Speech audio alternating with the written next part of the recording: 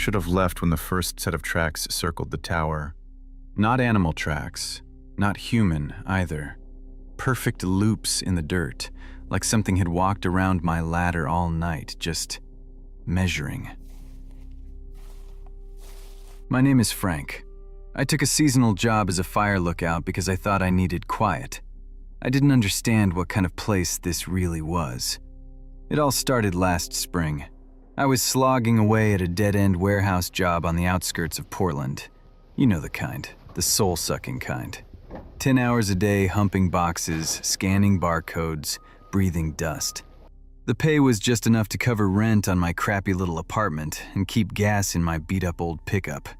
I was 28, with no real prospects, a mountain of debt for a college degree I never even finished, and this growing sense of panic that this was it. This was my life. One night after a particularly grueling shift, I was aimlessly scrolling through job sites, not really hoping for anything. It was the usual stuff, more warehouses, diners, call centers. And then I saw it. An ad so out of place I thought it was a joke at first. Seasonal fire lookout wanted, Umatilla National Forest. Solitude and breathtaking views guaranteed. Requirements: self-reliant, no fear of heights, basic repair skills A+. I stared at the screen for a long time. Umatilla. I had to Google it. A huge, wild stretch of forest in eastern Oregon. Mountains, deep woods, rivers. I'd been camping a few times with my dad as a kid, but I was no outdoorsman. Still, the word solitude stuck with me. The idea of getting away from the noise, the traffic, the constant demands of city life. It felt like a life raft. The pay wasn't great, but housing was provided, the tower itself. No rent, no commute, just quiet. On a whim, I filled out the application. I was sure I had zero chance. I fluffed up my resume a bit, playing up my ability to work independently and my problem-solving skills. I sent it off and promptly forgot about it. A month later, a man with a low, gravelly voice called me. He introduced himself as Hector, the local district ranger. He asked me a few blunt questions. Was I afraid of heights? No. Could I handle being totally alone for weeks at a time? I thought so. Any serious medical conditions? No. My lack of experience didn't seem to bother him. He just said, "The fella before you left in a hurry. Season's already starting. The job's yours if you want it. Lookout number 4. I should have asked why the previous lookout was in such a hurry, but I didn't. I was too stunned, too excited. I said yes without a second thought. 2 weeks later, I'd sold off my cheap furniture, packed everything I owned into my pickup, and was driving east, away from the rain-slicked streets of Portland and toward the vast, sun-drenched expanse of the high desert and mountains. The drive itself felt like therapy. The further I got from the city, the more the knot in my chest loosened. The landscape changed from wet and green to dry and brown, then shot upwards into pine-covered hills. Hector met me at the small ranger station, a dusty building that smelled of pine needles and old coffee. He was a man in his mid-50s with a weathered face and hands like gnarled oak roots. He looked me up and down, grunted, and tossed me a set of keys. Lookout 4 is about an hour's drive, most of it on a forest service road. He rumbled. You'll need 4-wheel drive. I'll take you up the first time myself, show you the ropes. We loaded my supplies into his official SUV. The road was as bad as he'd promised, a winding, rutted track that clawed its way higher and higher. The trees grew thicker, ancient pines and Douglas firs closing in overhead, blocking out the sun. The air grew cooler, cleaner. I felt a sense of peace I hadn't felt in years. Finally, we broke through the tree line into a large clearing on top of a small mountain. And there it was. Lookout number 4. It was a simple, stark structure, a single room, maybe 15 by 15 feet, with windows on all 4 sides, perched atop a 50-foot steel tower. A wooden staircase zigzagged up one side. It looked lonely and magnificent. Hector led me up the swaying steps. The room at the top was Spartan, a narrow cot, a wooden desk and chair, a wood-burning stove, and a small propane-powered fridge and two-burner hot plate. In the center of the room was the main tool, a round table with a map and an Osborne firefinder, a device like a hybrid spyglass and compass used to get a precise location on smoke. A two-way radio sat next to it, hissing with quiet static. Radio check-ins are 8 to 9 a.m. and 5 to 6 p.m., Hector explained. Check in every day, both times. If we miss you for a single check-in, we wait 24 hours. Then we send someone. So don't miss them. He showed me how to work the radio, the stove, the propane lamps. He pointed out the outhouse, a rickety wooden shack a short walk from the tower's base. Water came from a large cistern that collected rainwater. It was all very simple, very functional. As he was about to leave, he paused in the doorway. Oh yeah, almost forgot. The last guy, he left some notes for you. He walked over to the desk and picked up a few sheets of heavy, cream-colored paper that had been tucked under the logbook. They were covered in typewritten text. The letters were uneven, some struck harder than others, the ink slightly faded. A strange, archaic way to leave instructions in this day and age. Read 'em, Hector said, his face unreadable. It's local color. Good stuff to know. And with that, he was gone. I watched his SUV rattle its way back down the road until the trees swallowed it. The silence that fell was absolute. It was just me, the tower, and millions of miles of wilderness stretching out in every direction. The sun was beginning to set, painting the sky in fiery shades of orange and purple. It was the most beautiful thing I had ever seen. For the first time in a long time, I felt like I could breathe. I felt free. I made a simple dinner and sat at the desk, looking out over the endless sea of trees as darkness fell. The stars came out, brighter and more numerous than I'd ever seen them. A profound sense of peace washed over me. This was it. I had made the right choice.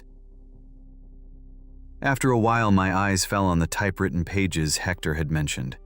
I picked them up, intrigued by their old-fashioned format. The title read, "A Few Things About Lookout Number 4. Read Carefully." I started to read. And that's when my new, peaceful life began to unravel. The list wasn't long, but it was bizarre. There was nothing about fire safety or equipment maintenance. It was something else entirely.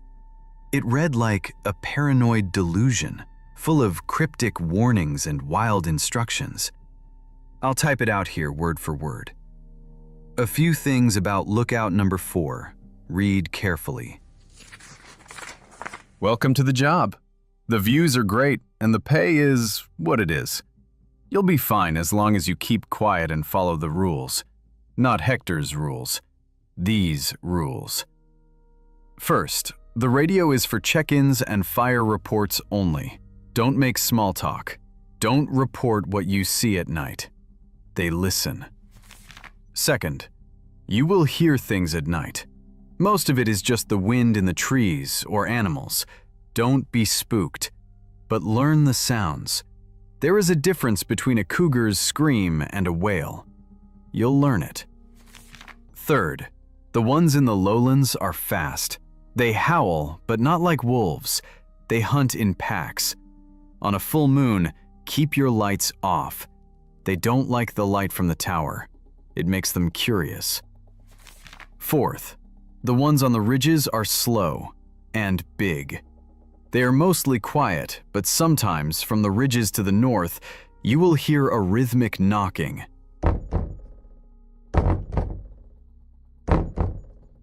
That is a conversation. Do not interfere. Fifth, the eyes. This is the most important part. Listen closely. Yellow eyes, low to the ground in the clearing. This is a warning. They are testing the border. Fire one warning shot from the rifle into the ground in front of them. They will scatter. Do not try to hit them. You will only make them angry. Red eyes, level with the second-story landing, about 20 feet up. This is not a warning. It is a threat. Do not make a sound. Kill all your lights immediately. Get on the floor, away from the windows. Stay there. Eventually, you will hear a sound like bones snapping or a tree trunk splitting. Do not get up until sunrise. Do not look out the window, no matter what you hear. Sixth, from time to time, you may witness a territorial dispute. You will know when it begins. The howls from the lowlands will become frantic, and the knocking from the ridges will become a fast, furious drum roll. Under no circumstances are you to interfere. Do not shine a light. Do not make a sound. Lock the hatch at the top of the stairs. This is their business, not yours. Your job is to watch for fires, nothing more. Seventh, never leave food outside, not even scraps. Eighth, if you find a perfectly clean animal skull at the base of the tower, consider it a gift. Do not touch it. It will be gone by morning. Ninth, the last guy didn't follow the rules. I read the list twice, then a third time. My first reaction was to laugh. It was clearly an elaborate prank, the work of some bored lookout with a big imagination and access to an old typewriter. They listen. The ones in the lowlands. Classic campfire story stuff. I could picture the guy before me, probably my age, chuckling as he typed this out, thinking about the new guy shaking in his boots in the middle of nowhere. The last line, I had to admit, was a nice touch. Cheesy, but effective. I tossed the pages on the desk and went to bed with a smirk. The gentle swaying of the tower in the wind rocked me to sleep. The sounds of the forest were a soothing lullaby. The first week was idyllic. I settled into a simple rhythm. Wake with the sun, make coffee, radio Hector at 8 a.m. During the day, I'd read, do minor repairs on the tower, or just stare for hours at the incredible panoramic view. I watched a hawk ride the thermals, a family of deer graze in the clearing below, the slow crawl of cloud shadows across the vast landscape. At 5 p.m., I'd check in again, make dinner, and watch the sunset paint the mountains in impossible colors. The solitude wasn't oppressive, it was cleansing. I could feel my mind, cluttered with the useless anxieties of my old life, slowly clearing. I kept the typewritten list on the desk, mostly as a conversation piece with myself. I'd reread it sometimes and chuckle. The knocking from the ridges. Yeah, right. Probably a woodpecker. Yellow eyes. Maybe a coyote. Everything had a simple explanation. The first odd thing happened about 10 days in. The night was moonless and starless, the kind of deep, inky blackness you only get far away from civilization. I was reading by the light of the propane lamp when I heard a sound outside. A howl. But it wasn't a wolf or a coyote. I'd heard them on nature shows. This was different. It was higher, more piercing, full of a rabid, yipping energy, but with a deep, guttural note underneath. It made the hair on my arms stand on end. It came from the valley to the west, from one of those lowlands the list mentioned. Then a second voice joined in, then a third, until a whole chorus of these terrible, mournful howls was echoing through the forest. I went to the window and peered into the darkness, but I couldn't see anything. The howling went on for 10 minutes, a mad, overlapping symphony of desperation. It didn't sound like a call of the wild. It sounded wrong, unnatural. I remembered rule number 3. They howl, but not like wolves. They hunt in packs. I shook my head. It was just some animal I hadn't heard before, I told myself. A fox, maybe? Some weird breed of wild dog? My city brain was just filling in the blanks with spooky nonsense from a joke list. I tried to go back to my book, but the sound of that howl was still ringing in my ears. I slept uneasily that night. A few nights later, I heard the other sound. It was around midnight. I was woken from a deep sleep by the noise. It was a low, resonant thump, so powerful I could feel the vibration through the steel legs of the tower. I lay still, listening. A few seconds passed. It was coming from the rocky ridge to the north, exactly where the list had said. It was rhythmic, measured. It sounded like someone hitting a giant, hollow tree with a sledgehammer. But it was the rhythm that got to me. It wasn't random. It felt deliberate, like a code, a signal. I thought of rule number 4. That is a conversation. Do not interfere. My heart hammered. This was harder to explain away than the howling. There were no people for miles, and the power of the sound. It was immense. I crept to the north-facing window, my bare feet cold on the wood floor. I looked toward the ridge, a dark silhouette against the star-dusted sky. I couldn't see anything but the still shapes of rocks and ancient, twisted trees. The knocking continued for nearly an hour, a slow, steady pulse in the heart of the darkness. Then it just stopped. The silence that followed felt heavier than the sound itself. I wasn't laughing at the list anymore. I still didn't believe it, not really, but I had stopped thinking of it as a joke. I kept it close, on the corner of my desk, always in my line of sight. The real test came about 3 weeks into my stay. It was another clear, dark night. I was doing a final scan of the horizon before bed, just sweeping the tree line with my binoculars. Something caught my eye. A flicker of movement in the clearing at the base of the tower. I focused the binoculars, and my blood ran cold. 2 points of light were staring back at me. They were a sickly yellow, glowing from within. They were low to the ground, maybe 2 feet up. As I watched, a second pair appeared next to the first, then another, and another. Soon, there were no fewer than a dozen pairs of glowing yellow eyes staring up at my tower. They were utterly silent, perfectly still, just watching. My brain raced. Coyotes? Their eyes reflect light, they don't glow on their own. And this many, all together, so quiet?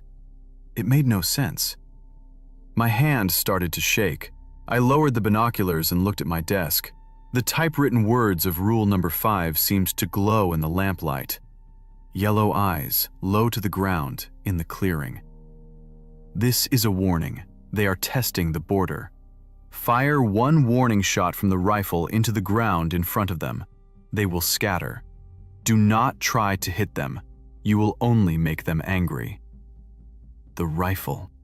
Hector had insisted I take it. A bolt-action 30x06. For bears, He'd winked. or whatever else. It was standing in the corner, cleaned and loaded, just as he'd shown me. This is insane, I thought. I am not going to fire a gun because some crazy note told me to. They're probably just coyotes, and a gunshot will scare them off. The rule was just a dramatized version of common sense. It had to be. But they weren't acting like coyotes. They weren't sniffing the ground or yipping. They were just watching, waiting, testing the border. The phrase from the list echoed in my head. My heart was a drum against my ribs. What if I did nothing? What if they decided the border was undefended? The staircase up to my cab was open, made of wood and steel. Anything could climb it. With a trembling hand, I grabbed the rifle. The metal was cold and heavy, a tangible, terrifying reality. I worked the bolt, chambering around. The click-clack of the action was deafening in the quiet room. I cracked the door just enough to poke the barrel through. I didn't want to step out onto the catwalk. I could feel those eyes on me. I aimed for a patch of dirt about 20 feet in front of the silent, glowing formation. I held my breath. My palms were sweating. I squeezed the trigger. The gunshot was apocalyptic. It shattered the night, a deafening explosion that echoed off the mountains and seemed to make the very air shudder. The muzzle flash was a blinding white flower in the dark, and just as the list promised, the yellow eyes vanished. They didn't scatter, they vanished. 1 second they were there, a dozen pairs, and the next, the clearing was empty. There was no sound of fleeing bodies, no rustle of bushes or crack of twigs, just instant, absolute emptiness. I slammed the door and threw the bolt. I leaned against it, still clutching the heavy rifle, my body racked with uncontrollable tremors. The acrid smell of gunpowder filled the small cab. It had worked. The crazy, typewritten rule from some lunatic had worked exactly as it was written. And in that moment, I understood. This wasn't a prank. It was a survival guide. And the previous lookout hadn't left in a hurry because he was bored. He left because he was scared to death. Or worse. The forest no longer felt like a place of peace and solitude. It felt like a cage. And I was locked inside with things I couldn't begin to comprehend. After the incident with the yellow eyes, my entire perception of the place changed. The forest wasn't just beautiful, indifferent wilderness anymore. It was a living, breathing entity with its own rules, its own inhabitants, and its own brutal politics. And I was an uninvited guest, an ignorant foreigner who had stumbled into a border dispute. I started watching everything with a new, fearful intensity.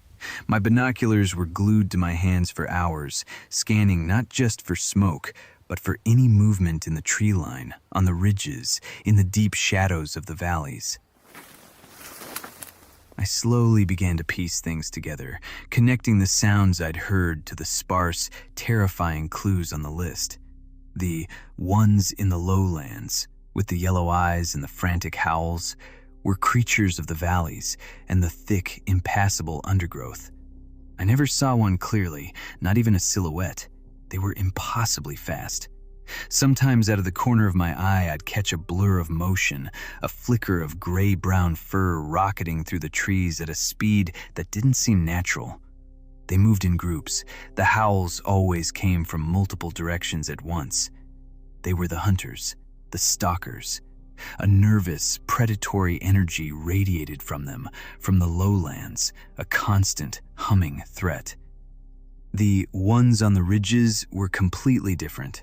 The knocking sounds from the North Ridge were their only obvious sign, but I started noticing other things.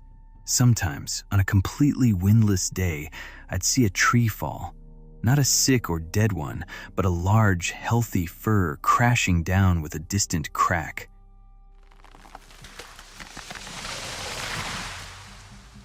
There was no reason for it. I also began to see huge, unnatural clearings high on the rocky slopes, places where massive boulders seemed to have been moved or stacked into simple, deliberate patterns. They were creatures of stone and height, of patience and immense strength. They were the Watchers, the lords of the high places. Their silence was more frightening than the valley dwellers' howls. I lived in a state of constant, low-grade anxiety. Every creak of the tower, every snap of a twig in the woods below made me jump. I triple-checked the bolt on my door every night. The rifle was always loaded and within arm's reach. Sleep was fitful, haunted by the memory of glowing eyes and unnatural sounds. I considered calling Hector and telling him I was quitting, but what would I say? "Sir, I'm being haunted by creatures from a crazy typewritten list?" He'd think I was a head case. He probably knew about the list. "It's local color," he'd said. He knew. He had to have known. And he sent me up here anyway. Maybe they couldn't find anyone else. Maybe the last guy had run screaming and they just needed a warm body to fill the post for the season. The thought was chilling. I was on my own. Completely, utterly on my own. About a month after the Yellow Eyes incident, it happened. The territorial dispute. It started subtly. The air that evening felt electric, heavy. There was a strange quiet over the forest. No bird song, no chattering squirrels, just a dead, expectant silence. The sunset was a bloody, violent smear across the western sky. As darkness fell, the howling began. But it was different this time. These weren't the searching, yipping cries. This was a rabid, furious snarling. And it was closer than ever before, coming from the woods right at the base of the mountain my tower stood on. It was the sound of a pack that had cornered its prey. Then came the answer. From the north ridge, the knocking started. It wasn't the slow, deliberate rhythm I was used to. It was a fast, furious drum roll. A war drum. The knocking was faster and louder than I'd ever heard it, a terrifying display of power and rage. The vibrations traveled through the ground and up the steel legs of the tower. The whole structure hummed with it. Rule number 6 was screaming in my head. Under no circumstances are you to interfere. Do not shine a light. Do not make a sound. Lock the hatch at the top of the stairs. My hands were shaking so badly I could barely work the latch, but I managed to slam the heavy wooden hatch in the floor of the cab and slide the thick iron bolt home. It wouldn't stop anything truly determined, but it was all the defense I had. I extinguished the propane lamp, plunging the cab into near total darkness, save for the faint starlight filtering through the windows. The sounds below erupted into a full-scale battle. The rabid, high-pitched shrieks of the lowlanders were met with a sound I had never heard before, a deep, guttural roar that seemed to shake the foundations of the world. It was the sound of pure, ancient fury. And then came the screaming. It wasn't an animal's sound. It was horrifyingly, unmistakably human. Or it had been. A long, drawn-out shriek of absolute agony and terror, a sound no human being should ever make. It cut off with a sickening, wet, tearing sound. I scrambled away from the windows, pressing myself flat on the floor in the center of the room, just like the red-eye instructions had said. My face was pressed to the cold wood, my hands clamped over my ears, but I couldn't block out the sounds. The symphony of violence was everywhere. I could hear things crashing through the underbrush, trees snapping like twigs. I heard that horrible tearing sound again and again. The piercing snarls of the lowlanders began to change into yelps of pain and fear. The deep roar of the ridge dwellers was a constant, dominating bass note of destruction. I risked raising my head just enough for my eyes to clear the bottom of the window pane. I couldn't see anything clearly in the dark, just shifting, chaotic shadows in the clearing below. But one thing stood out. A pair of glowing red eyes, impossibly high off the ground. They were level with the second-story landing, just as the list had warned. They weren't eyes as you'd imagine them. They were like hot coals, burning with a deep, internal malice. They swept across the forest, then turned and stared directly at my tower, directly at me. I dropped flat, the breath catching in my throat. I squeezed my eyes shut, praying for it to end. Do not make a sound. Kill all your lights immediately. Get on the floor, away from the windows. The battle raged for what felt like an eternity. An hour, maybe 2. The sounds of combat slowly died down. The yelps of the lowlanders faded, replaced by the triumphant, rumbling roars of the ridge dwellers. Then a new sound began. A rhythmic, heavy crunching, and a wet, tearing sound. The sound of a feast. They were eating what they had killed. Then came the sound that will haunt me until the day I die. It was the sound described in rule number 5, a sound like bones snapping or a tree trunk splitting. It happened directly beneath my tower, an incredibly loud crack, followed by a dull, wet thud. It was a sound of finality, the sound of a broken spine. After that, silence. A silence more terrifying than the noise it had replaced. I lay on the floor, every muscle in my body screaming with tension, not daring to move. I stayed like that all night, listening to the wind whistle around the corners of the tower, my mind replaying the symphony of horror I had just witnessed. I didn't sleep. I just waited for the sun. When the first pale fingers of dawn finally crept over the eastern ridge, it was like a resurrection. I have never been so happy to see the light in my entire life. I waited until the sun was fully up, casting long shadows across the clearing, before I dared to move. My body was stiff and sore. I crawled to the window and slowly, cautiously, looked out. The clearing below was a scene of utter carnage. The ground was torn up, small trees were knocked over, and there were dark, wet patches on the forest floor that I knew were blood. But there were no bodies. Whatever had happened here, the participants had cleaned up after themselves. Almost. My eyes locked on the wooden staircase leading up to my cab. On the first landing, about 10 feet off the ground, something had been left for me. It was a head. The head of one of the lowland things. It was canine, like a wolf or a hyena, but wrong. The snout was too long, the teeth too numerous and thin, like needles. The fur was a mangy gray-brown, matted with blood and dirt. Its yellow eyes, the same sickly glowing yellow I'd seen weeks ago, were now dull and glassy, staring lifelessly at nothing. It had been severed from its body with brutal, tearing force. And it was on display. It had been carefully, deliberately mounted on one of the wooden rail posts, impaled through the neck on splintered wood. A trophy. A message. I recoiled from the window, bile rising in my throat. I barely made it to the small trash can in the corner before I vomited violently, heaving until my stomach was empty, my whole body shaking with revulsion and terror. I spent the rest of the morning huddled in the far corner of the cab, clutching the rifle to my chest, staring at the locked hatch. Sooner or later, I would have to go down. I needed to use the outhouse. I needed more water from the cistern. But the thought of walking past that gruesome totem, that trophy from the night's slaughter, paralyzed me. Around noon, the fear of dehydration finally overrode my terror. I unbolted the hatch and began to descend the stairs slowly, cautiously, averting my eyes from the grisly display on the landing.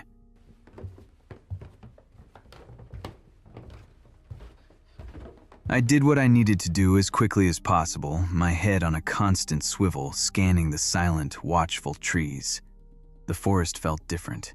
The coppery smell of blood hung in the air, and there was a sense of triumph, a sense of ownership that hadn't been there before. The ridge dwellers had won. They had reclaimed this territory. As I climbed the stairs again, my gaze was involuntarily drawn to the head.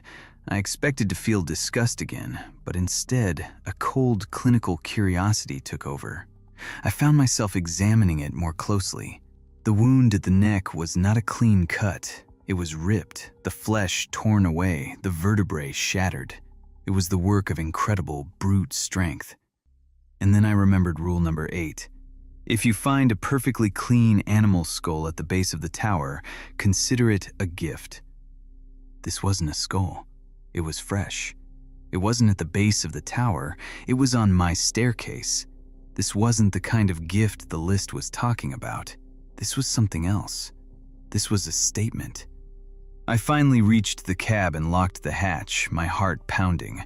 I went to the desk and stared at the typewritten list. My eyes scanned the familiar words, searching for an explanation, some clue as to what this meant. I had survived the territorial dispute. I had followed the rules. So what was this? A warning? A thank you for staying out of their business? My eyes fell on the final rule, the one I had always dismissed as just a cheap, spooky line to build atmosphere. 1. The last guy didn't follow the rules. Which rule did he break? Did he turn on the light, make a sound? Or did he interfere? A new, horrible thought began to form in my mind, a thought far more terrifying than any monster in the woods. What if the scream I'd heard, the human scream, what if it wasn't their prey? What if it was the lowlanders' prey? What if some human had wandered into their territory and the ridge dwellers had intervened? What if the territorial dispute wasn't just about two groups of monsters fighting over land? What if they were fighting over a resource, over food, over us? I looked out the window again, at the head on the post. Yes, it was a trophy.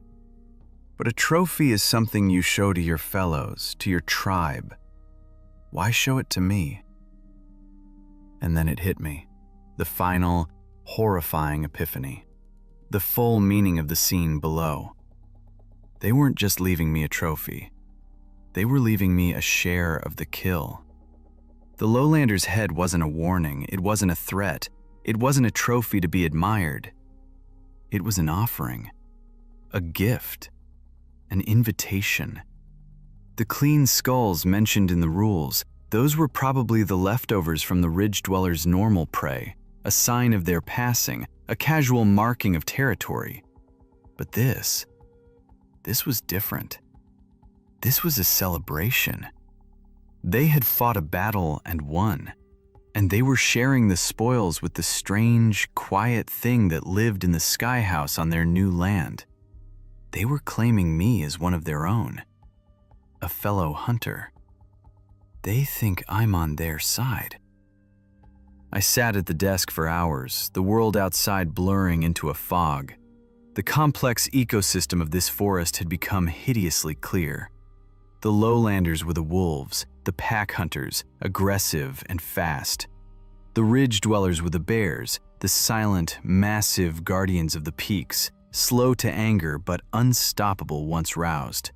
They had their territories, their hunting grounds. And my tower, my tiny island of civilization, stood right on the border. I wasn't just an observer. I was a landmark, a fixture in their world. The warning shot I'd fired at the yellow eyes, I thought I was just scaring off some coyotes. But what I had really done was declare my allegiance. I had fired on the lowlanders. I had, in the most simple and direct way possible, taken a side in their ancient war. And last night, my side had won. This realization brought with it a new wave of terror, colder and deeper than anything I'd felt before. It wasn't about surviving monsters in the dark. It was about being mistaken for one of them. The 5 p.m. radio check-in time came and went, but I couldn't bring myself to touch the radio. What could I say? Hector, I think the local giants have inducted me into their tribe? The silence on the other end would be more damning than any response. He knew. He had to know what this place was. As the sun began to set again, casting long, menacing shadows from the trees, I knew I had a decision to make. I could pack my things, climb down in the dark, and hope I could make it to the ranger station before the woods claimed me. But the thought of being down there, on the ground, in the dark, with the sounds of last night so fresh in my memory, it was unthinkable. Or I could stay and play my part, the quiet, watching thing in the tower, the ally of the ridge dwellers. A new sound came from the woods below, a low, resonant thump. It was closer than the north ridge. It was coming from the clearing, right at the base of my tower. It was a call, a question. My eyes fell on the rifle leaning against the wall. The invitation had been delivered. The trophy had been shared.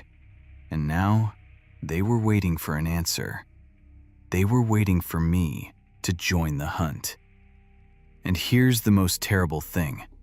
Sitting here in the gathering dark, with the head of that thing staring lifelessly from my staircase, a part of me, a deep, primal part one never knew I had, is tempted to answer. I don't know when the last check-in was. I think I've missed a few. The food is running low. The water in the cistern is almost gone. I'm writing this on the last few pages of the official logbook. I have to get it out. The knocking has started again. It's a steady rhythm now, a hunting rhythm. They're on the move. The list is on the desk in front of me. I've read it 100 times. It's not a set of rules for a fire lookout. It's a set of rules for surviving as a neutral party in a war. But I'm not neutral anymore. I chose a side without even knowing it. Last night, I saw the red eyes again. They were at the edge of the woods, just watching the tower. There was no menace in them. There was anticipation, expectation. What am I supposed to do? What do they want from me? They won. Their enemies are scattered. The territory is theirs. Who is there left to hunt? And then I look at the window, at my own reflection in the darkening glass.